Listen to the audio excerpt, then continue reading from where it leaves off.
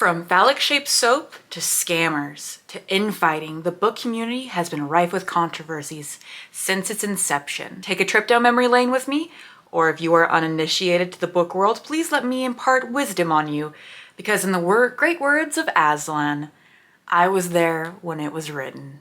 Well, for the most part. Sup nerds, welcome back to my channel. My name is Maddie if you're new here. I hope your day is going well. And today we're gonna do a video that I thought of a while back, and I just think it is so very funny, and I wanted to do it. If you are unaware of this concept of the iceberg tier list, so to speak, it was made popular by horror movies that become more and more niche as you go along. And I wanted to do an idea about kind of like navigating the things that have happened in the community as I've been around, or even predating me getting into the community myself. And if you are not aware of who I am, my name is Maddie. I've been making book content for the past 7-ish years now. And I think I'm pretty uniquely qualified to speak on this subject because A, I'm nosy, and B, if you haven't checked out my channel recently, you would probably not know, but I like mess.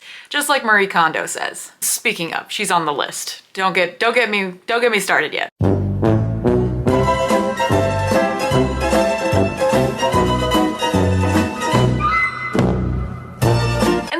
I have been making content on here, internet.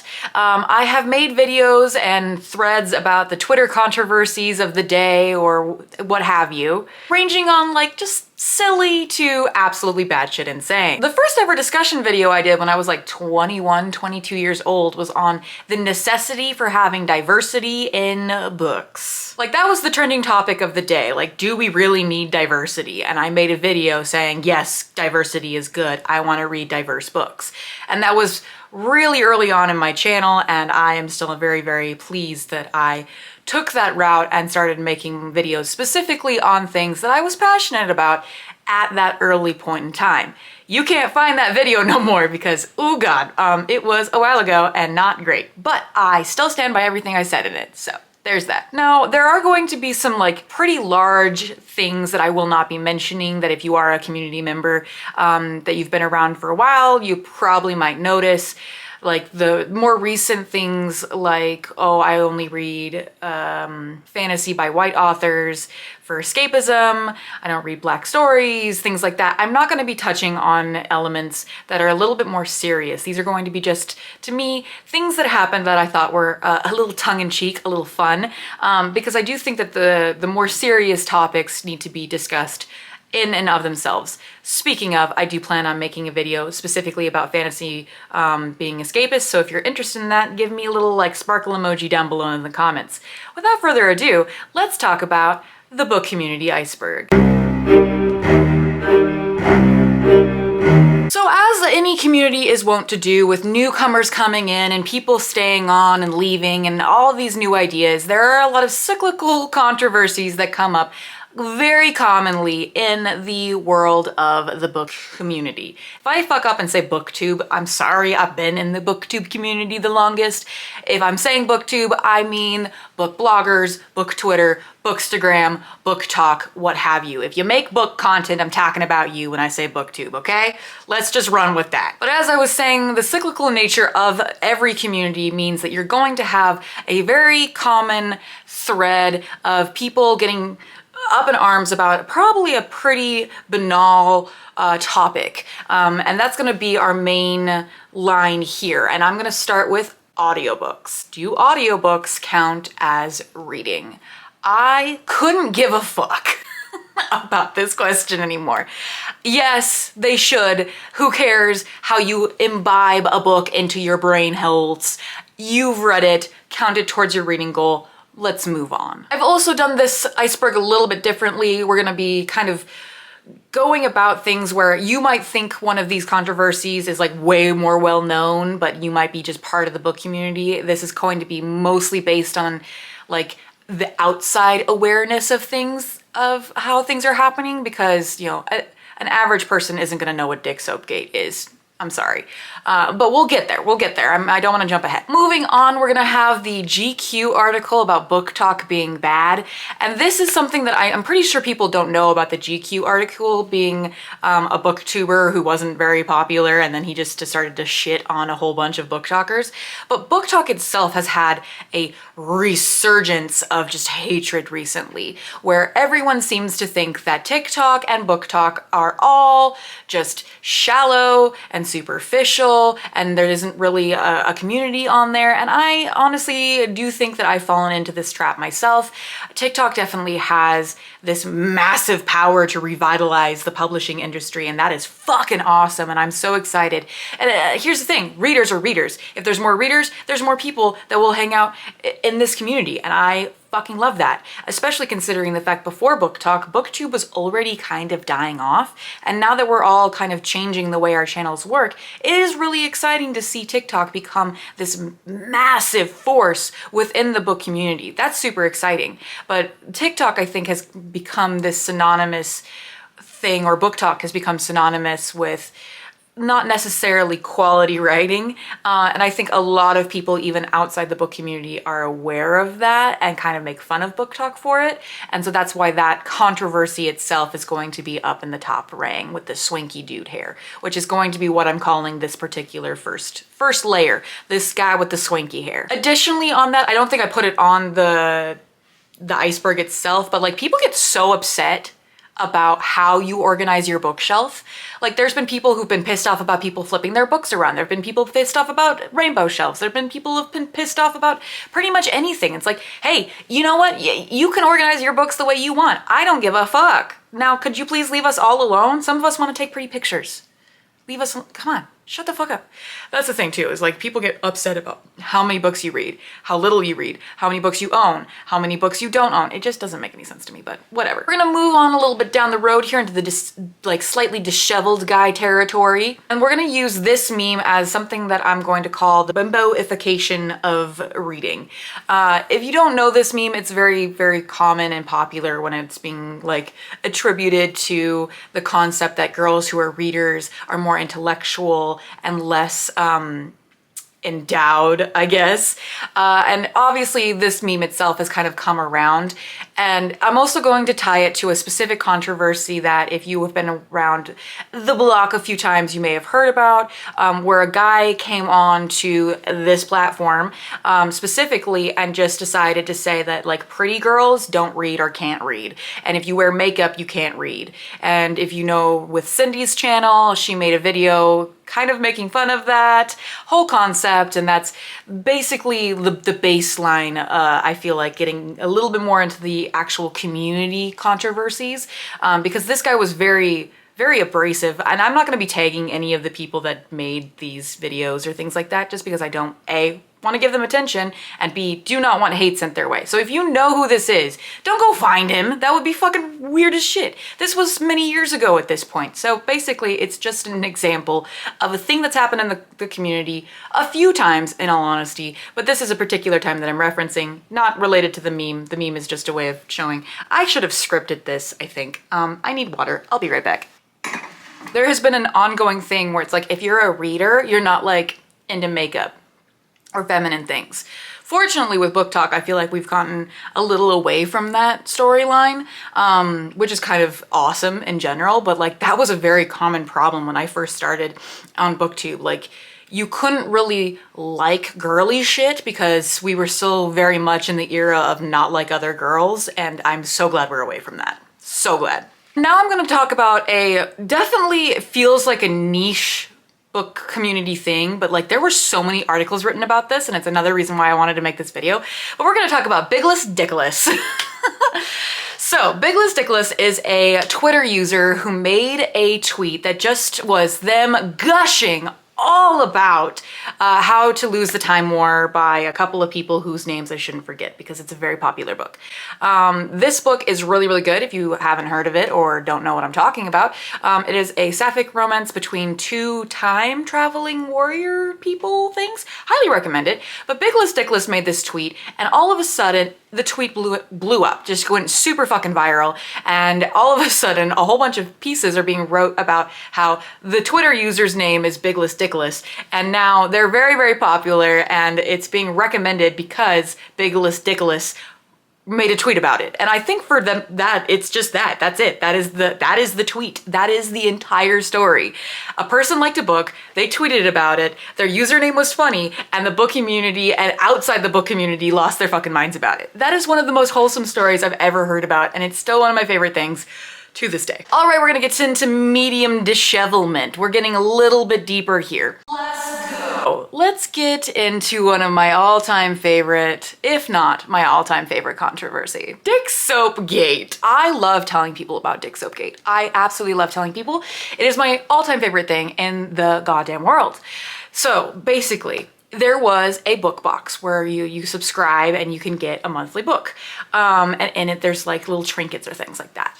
This particular book box had inside of it a phallic-shaped soap that was supposed to be anatomically correct to a character that at the time was in a YA series. Pretty sure it was. Either way, it had like fanfic or something written from the character that was extremely explicit in nature, which kind of makes sense considering the fact that the series was explicit in nature, but at the same time, it was like a over 18 plus box meant for people that were adults, but the inspiration was being drawn from young adult series. All sorts of mess, all sorts of mess. Such a fun time because Twitter turned into sex ed for like a whole week where everyone was like, please don't put any soap in any orifice. Please don't put any soap in any orifice.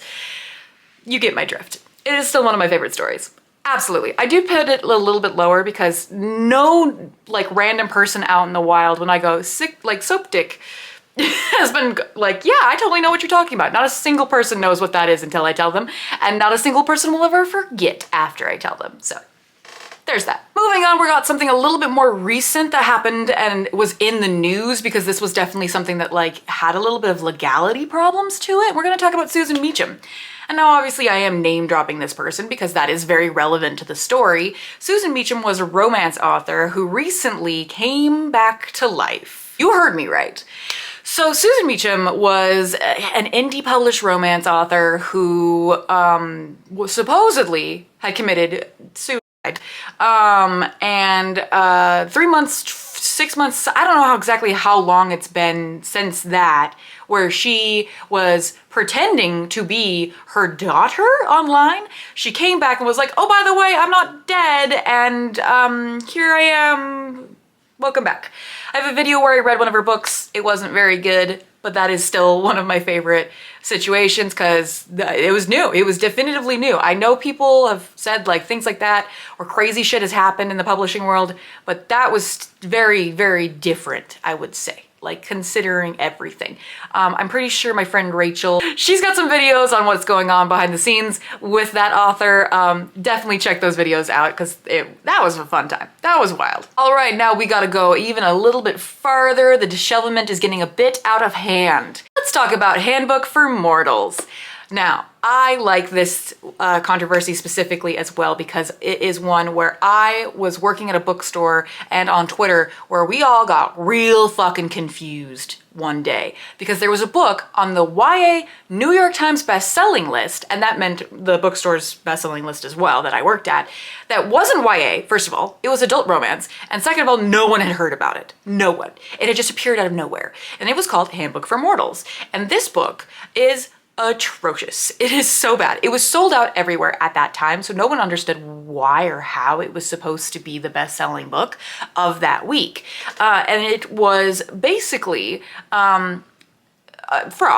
So the author and the publishing company that published it had purchased out a bunch of copies so that it would list on the New York Times best-selling list.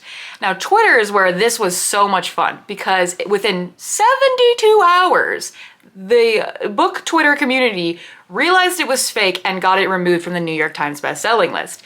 And the author uses that as a fucking selling point, like a marketing point. And I ended up finding a copy of this. I have a review on it. It is still it's still one of my favorite things that has happened, because not only is the situation stupid and ridiculous, the book is terrible and not good, and it was still a fun time. It was still, if you weren't here for that, I'm sorry, you missed out. But it was still fun. And now we're gonna head over to the Omegaverse part of the Twitter thing. I wasn't actually privy to this. I don't really know everything that happened, but Lindsay Ellis has a bunch of videos about this like infighting and the Omegaverse romance. Romance publishing is always a fucking shit show, it feels like. But this particular thing was like an author was suing people for trying to use wolf dynamic sexual content, even though she was trying to copyright it. I'm not familiar with everything that Lindsay Ellis specifically has been involved in, but that was one of those things that I thought was a necessary mention, because if you're around publishing at all, you probably do know that particular controversy. And actually, I'm pretty sure that Lindsay Ellis like left Twitter because she did piss off, I think, the YA Twitter part. I think she said something untoward about either Children of Blood and Bone, which is relevant later onto the list, or something to do with the Raya the Last Dragon. I'm not quite sure. She left Twitter because I think of something book involved, but the Omegaverse videos are hilarious. I don't know if those are still up, but it was definitely a wild time in publishing, so there's that. Let's talk about Mackenzie Lee next. So Mackenzie Lee is an author who has come under fire from some nebulous issues, but I think the one that I will talk about today that doesn't have like some serious negative impact, I feel like, on people of marginalized communities, is when she decided that because she was a best-selling author in the YA field, she was cool with signing other people's books and doodling on them. Like, it was a thing that she was doing because she worked at a bookstore, and you could either ask her to sign a book, or like she just was signing other people's books. And when this came out, like, it was something that like people were supposed to like, but everyone was like, why would you do that though? Like, that doesn't make any sense. Like, you would think that most like well-known authors would not sign other people's books, because that's just kind of a weird thing to do. Like, why would you do that? We're getting into a hint of neckbeard here. Okay, like if you're into this layer, you've been stagnating in this community for a while. That's not a bad thing, I say to myself, because I think I was around for this. Let's talk about the pop star Halsey versus Maggie Stiefvater. Now, this is one of my all-time favorites too, because this is like, I think, the early days of Twitter as well, because all the screenshots look ancient. So Maggie Stiefvater, if you don't know, is a YA author, and Halsey is a pop star. So there was, I think, some song that Halsey released that people were attributing to Maggie Stiefvater's very popular book series, The Ravenswood Cycle? I don't know, I didn't read them, I don't care. And the author got mad and started shitting on Halsey for some reason, and then Halsey snapped back on Twitter.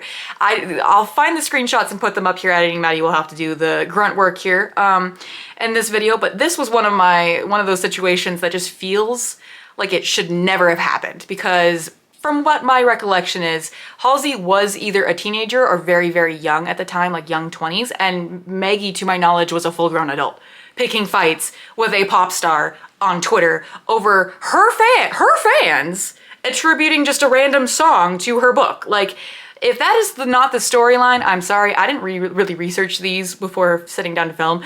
I just wanted to talk about the funny shit that's happened in the community. So let's keep going, because my camera's dying.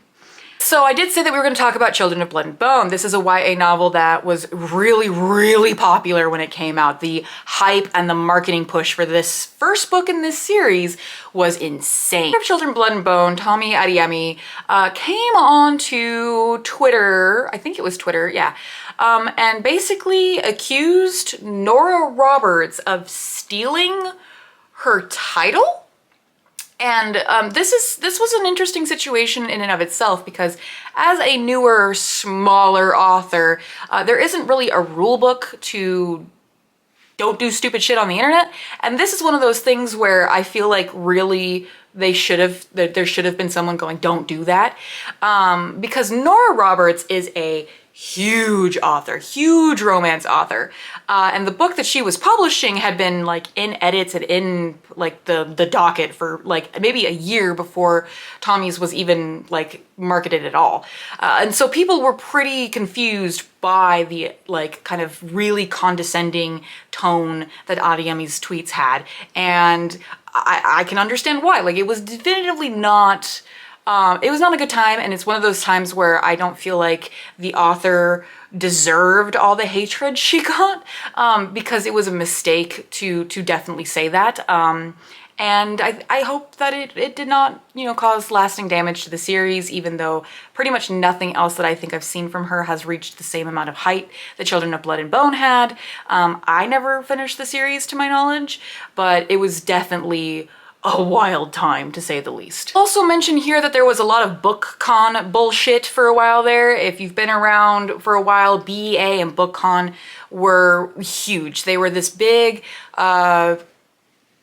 convention that people would go to for the book world, obviously, and there was always drama. And the thing is that like I never got to go. I wanted to real bad, but it got canceled after 2020. And honestly, I think it was probably a good thing, because every single year there was somebody being salty about something. I know Caleb from Insane Reader made like a video about how like he would never go to BEA because like it's only about what people wear and all that, and like that's stupid. I don't agree with that. But there was like an ongoing thing where people were like being like feeling left out for not being able to be in pictures for certain things or not invited to certain things.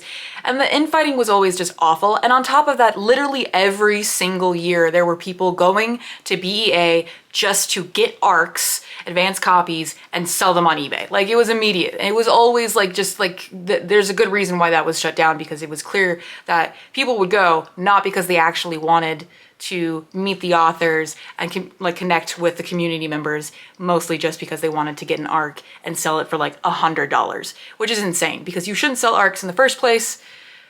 But that's besides the point, I guess. Let's get into deep content here, deep controversies. Some of these I didn't even know of, but I'm gonna just mention them briefly. We're gonna talk about like the Marie Lu fanfic NFT thing that happened. This is mostly just obscure now rather than like deep, like, or a long time ago. This happened only a couple of years ago, where a bunch of YA authors all got together to create this website where other readers of their content could come on, write fanfic of said content, and then they could become like NFTs and people could buy in and you could make money on your fanfic, but your fanfic wasn't yours. You had no rights to the things that you wrote.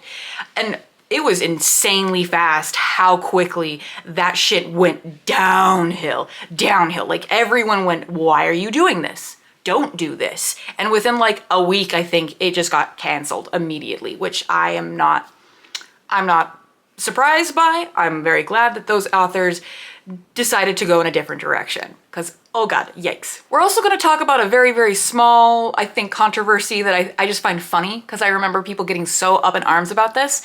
So the end of Game of Thrones season 8 happens, and of course everyone was freaking out about that, but there was this weird little offset where a bunch of YA authors kind of popped off about how they used to write fanfic about certain characters in Game of Thrones. And bear in mind, Game of Thrones and the world of Game of Thrones and House of Dragon, if you know, has a specific type of kink in it where some people might be very uncomfortable with that topic.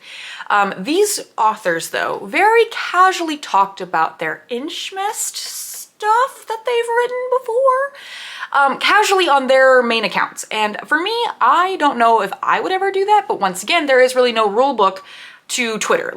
All right, my camera battery died. It probably will again, so we're gonna wrap this shit up real quick, okay? So I don't know where I was, but like the last thing I think was where we were talking about like the Sansa John fanfic situation. And these authors with their full chests and their public profiles were saying, yep, I write incest schmut, which, you know what, to each their own. I can't tell you what to write, but a lot of people on Twitter were telling them that they could not write that shit. And people got really upset. They were saying that they were triggering them, all of this stuff, which absolutely, you know, when a public person is talking about technically illegal kinks, I would understand that there was going to be some flaming response back at them. But that was one that just, it was a lot. It was a lot. One that I actually had never heard about was the Save the Pearls controversy. This is a book that, this specific premise as well is very common, and has come back around a few times, where the premise of the book was about a subjugated white race, and the oppressors were, I think, probably Black or African inspired, and there was a bunch of like gross terms used. But this one was really nasty, and a Twitter user helped me out with this one because I'd never heard of this, because this apparently happened in like 2012. And so that was probably one of the earliest controversies that happened in the community, and it's wild to think that it's happened multiple times, because I remember like maybe 3-4 years ago, a book had this exact same premise and was super hyped, and then was coming out and people were like, oh wait, oh no, that's kind of uncomfortable. But I can't remember which title that one was, but it is kind of weird that it hasn't been all that long since Save the Pearls happened, and I don't feel like I've heard about it at all. Last but not least, we're gonna talk about the SpiderSmut controversy. This is one of my favorites because it's so very specific. There was apparently a series that got relatively popular in the monster smut genre, once again, that is around a Spider-Man thing. And it was being written by a couple, a duo, and then all of a sudden some random other person started almost copying word for word their stories and their covers. And it was very strange. Like, they had to come out and say like, hey, this isn't us. We don't know why this person's doing this. It's pretty cut and dry plagiarism in the indie romance community, and I don't know the fallout of that. I'm sure it's quite interesting. And I can only imagine the legal battle that was probably involved, and how odd I'm sure the attorneys found having to say, no, you can't rip off SpiderSmut. But that's the one thing about the smut community in general, is that like there isn't a ton of like ways to like tell people, no, you don't own a specific type of monster, but this person copied everything about this couple's series, from like sentence structure to characters to fucking covers, like identical. And so that I find to be quite fun, quite silly, quite insane.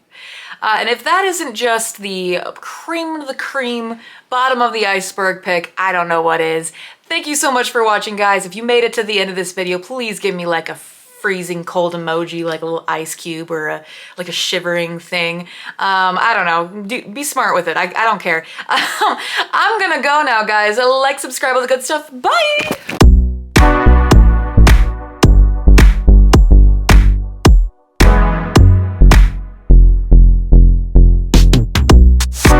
There's nothing more annoying than sitting down to film and realizing you have to pee. Yuck. Do I want to like just... Maybe not. There we go. Oakley dokley.